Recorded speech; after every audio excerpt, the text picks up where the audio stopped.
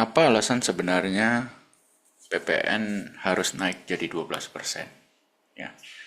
Jadi eh, alasan sebenarnya itu akan saya sampaikan nanti. Cuma secara publik yang diketahui adalah APBN kita itu direncanakan naik ya.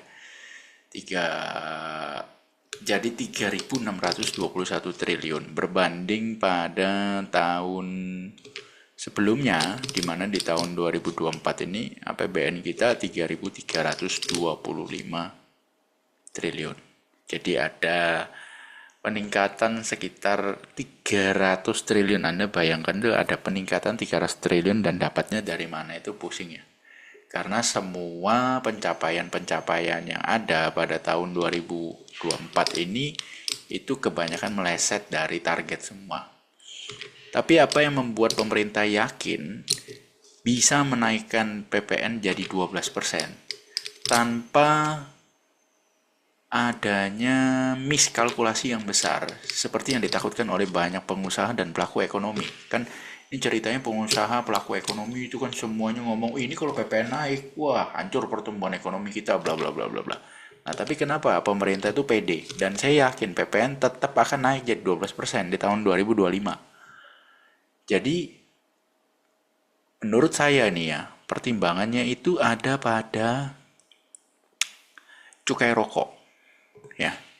Jadi sejak 2014 cukai rokok itu cuma satu kali saja tidak naik. Bahkan yang paling gila itu di 2020 itu naik 23% cukai rokok nih, Anda lihat. Jos gitu ya. Nah, secara logika harusnya kalau sepanjang 10 tahun terakhir itu cuma satu kali tidak naik dan pernah satu kali itu naik sampai 23% karena perlu pendanaan ya untuk COVID ya tahun 2020.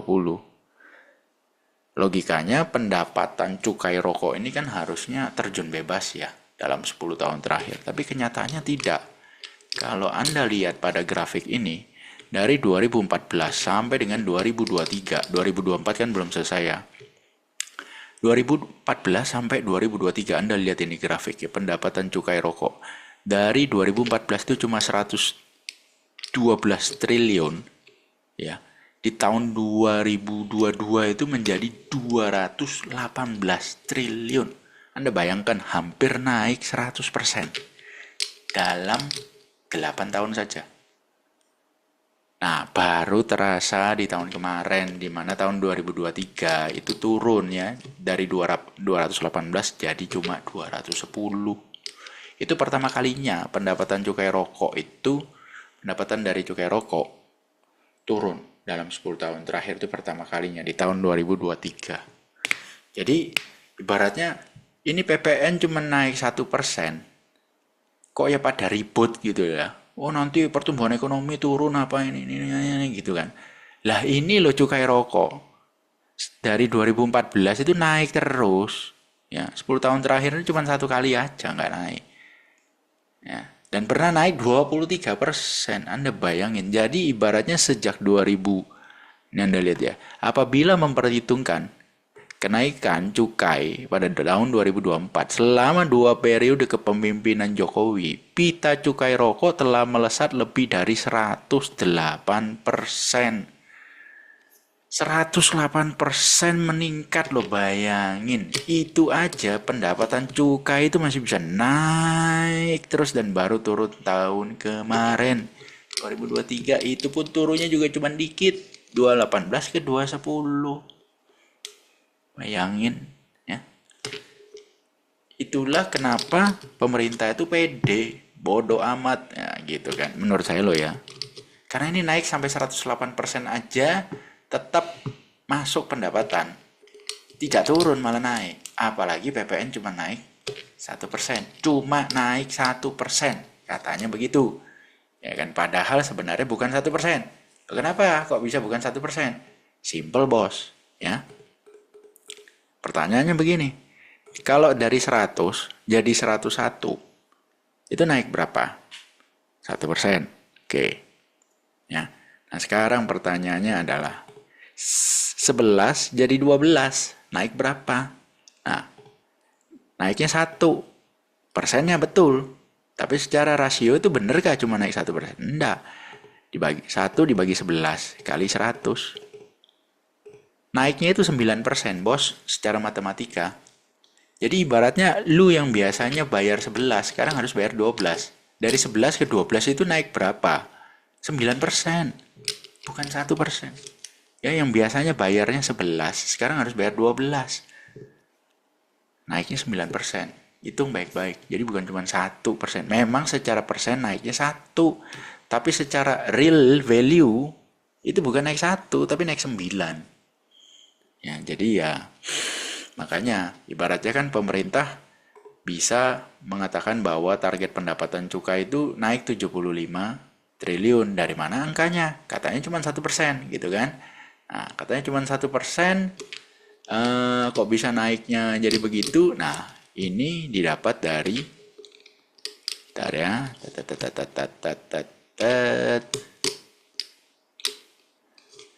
jadi kenaikan pendapatan dari cukai itu targetnya 75 triliun.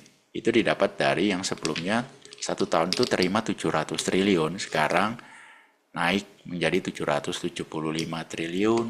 Karena kenaikan PPN 1%. Itu kan berarti kan 10%an, bos. Jadi siapa bilang naiknya cuma 1%? Nah, itu yang membuat pemerintah pede menaikkan PPN. Tapi alasan sebenarnya apa pemerintah harus menaikkan PPN? Pertama, ya, kalau sekali lagi nih kita bicara tentang ya yang sudah ada di publik ya, kita bicara yang ada di publik dulu. Ya. Dimana nah ini, sementara penerimaan PPN dari PPN dan pajak penjualan atas barang mewah diperkirakan mencapai 763 triliun atau 94% dari target ini yang tahun 2024. Ya, tidak capai target, kemungkinan besar. Ya, jadi tahun depan itu pemerintah menargetkan penambahan 75 triliun nih. Peningkatan PPN jadi 12% sangat berpotensi menurunkan aktivitas ekonomi. Sehingga tambahan 75 triliun. Nah, jadi kan pemerintah mengharapkan tambahan 75 triliun. Dari mana angkanya? Dari sini, Pak. Nah, Anda hitung aja. Ya. 75 bagi 763 kali 100. Tuh, kan? 9, kan? Jadi siapa bilang PPN itu naik cuma 1%? Salah ngitung itu. Itu biar gampang aja nyebutnya. Tapi kalau kita orang bisnis, itu bukan 1% naiknya, 9%. Nah, kenapa harus naik? Harus naik karena, nah ini. Harus naik itu karena ini dia. Dari keseluruhan postur APBN 2025, ya, belanja itu 3.600 triliun, pendapatan itu 3.000 triliun. Jadi ada defisit sebesar 616 triliun. Ya. Nah, terus baru ada utang jatuh tempo lagi tahun depan 800 triliun. Nah, defisit 600 triliun ini ditambelnya dari mana? Nah, ya kan? Ditambalnya dari mana? Ditambalnya, nah itu, ya. Ditambalnya dari tadi ada di sini.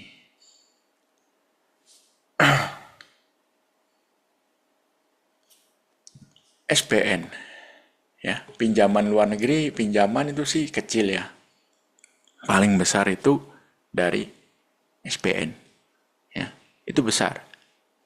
Sehingga kalau defisit itu, nah, ini tahun 2025 800 triliun itu terdiri dari SBN sebesar 705 triliun dan pinjaman. Nah, artinya ini bisa dibilang ini pinjaman, betul-betul negara minjem, gampangnya B2B lah. Itu 93 triliun. Yang SBN itu 705 triliun, 705 triliun, bos. Ya. Lah, ini nutupnya pakai apa? Ya, nutupnya pakai refinancing, ya. Nutupnya strategi refinancing utang. Jadi terbitkan lagi SBN yang baru untuk menutup SBN yang lama. Nah, kalau menerbitkan lagi SBN yang baru, coba deh Anda tanya sama ya orang-orang Bank Himbara ya. Anda tanya aja itu. mereka getol nggak menjual sukuk, menjual ori, ya. Pokoknya SBN ya dari pemerintah. Mereka getol nggak jual itu kepada kliennya. Mereka ibaratnya semangat nggak? Kenapa? Karena diharuskan menjual itu. Ya wajib, Pak. Ada tuh di target BRI berapa, Mandiri berapa, BNI berapa, ya kan. Di target, Pak. Sukuk itu ada di BRIS, ya kan. Di target. Nah, logikanya nih kalau dana pihak ketiga itu ya 700 triliun itu seandainya bisa masuk sebagai deposito tanpa, kalau belum ada SBN masih berupa deposito, berarti kan dari 705 triliun ini simpel-simpelan ngitung 630 triliun itu bisa untuk pinjaman toh. Bank meminjamkan uang, artinya para pelaku usaha itu mendapatkan likuiditas. Tapi kalau ini masuk sebagai SBN, dana pihak ketiga masuk sebagai SBN, berarti likuiditas bank untuk memberikan pinjaman itu jadi seret, Pak. Karena yang SBN ini nggak bisa bank meminjamkan uang kepada yang mau ngutang gitu ya ke bank dengan jaminan SBN kepada pemerintah, nggak bisa. SBN ini uangnya masuk ke pemerintah. Jadi dana pihak ketiga itu kesedot. Itulah kenapa likuiditas itu terasa kering. Sejak era Jokowi itu kenapa terasa kering? Karena Anda lihat di zaman Pak Jokowi itu mulai muncul ori, mulai muncul sukuk seri berapa, itu kan banyak sekali. Sisi baiknya adalah kita sebagai negara itu berhutang kepada rakyatnya sendiri, tidak lagi berhutang kepada luar negeri dalam jumlah besar. Itu bagus. Jadi makanya dolar ke 16.000 apa segala macam, kita ndak kaget-kaget banget gitu. Tapi sisi buruknya adalah likuiditas itu kering. Sehingga PPN wajib naik itu apa hubungannya sama ini, Bos? Nah, ya, PPN wajib naik itu apa hubungannya sama ini? Kenapa kau wajib naik? Ya kan? Padahal belum tentu anggaran-anggaran yang sudah direncanakan ini bisa mencapai target. Artinya, oh ini PPN naik kita bisa dapat tambahan 75 triliun. Belum tentu capai target. Ya kan? Tapi wajib naik. Ilustrasinya simpel, Bos. Kalau negara ini adalah sebuah perusahaan di mana para wajib pajak adalah konsumen, sedangkan belanja negara itu adalah cost of production dari suatu usaha. Kalau negara ini sebagai suatu perusahaan, maka untuk meningkatkan kinerja keuangan, apa yang biasanya dilakukan oleh korporasi-korporasi? Nomor satu, itu jarang sekali mereka akan menaikkan harga jual produk. Karena mereka takut konsumen akan beralih ke brand lain, itu satu, ya kan. Kedua, akan terjadi penurunan daya beli karena harga barangnya naik. Jadi yang biasa dilakukan oleh perusahaan adalah efisiensi, menurunkan cost production, ya kan, menurunkan cost production. Yang jadi masalah adalah di negara Konoha ini, menurunkan cost production itu sudah sangat mustahil. Bagaimana bisa menurunkan cost production apabila kebocorannya itu luar biasa besar? Jadi daripada mikirin menambal kebocoran, ya kan, menutup kebocoran, lebih baik saya naikkan pendapatan dengan cara naikkan PPN. Ya kan, bodoh amat ntar pertumbuhan ekonomi menjadi lambat apa segala macam, bodoh amat, udah nggak ada jalan lain itu. Jadi itu adalah alasan utama kenapa PPN harus naik, ya. Udah nggak ada jalan untuk efisiensi. 10 tahun kita di era pemerintahan yang sebelumnya, di awal-awal terpilih itu kan janji berantas ini, berantas itu, berantas ini, berantas itu. Kenyataannya bukan diberantas, Pak. Malah petugas auditornya yang pelan-pelan diiris tangannya sehingga tidak ada power. Ya, sudah terjadi itu. Nah, pemerintahan yang baru nggak ada jalan. Karena untuk membuat auditornya menjadi kuat butuh waktu, Pak. Butuh waktu. Sedangkan ini waktu terus berjalan untuk membayar utang. Target naik 300 triliun. Jadi gimana caranya? naikkan sumber pendapatan dengan cara PPN dinaikkan. Seperti itu. Jadi itu alasan sebenarnya kenapa PPN harus naik, karena tidak mungkin menambal kebocoran perusahaan ini. Mustahil.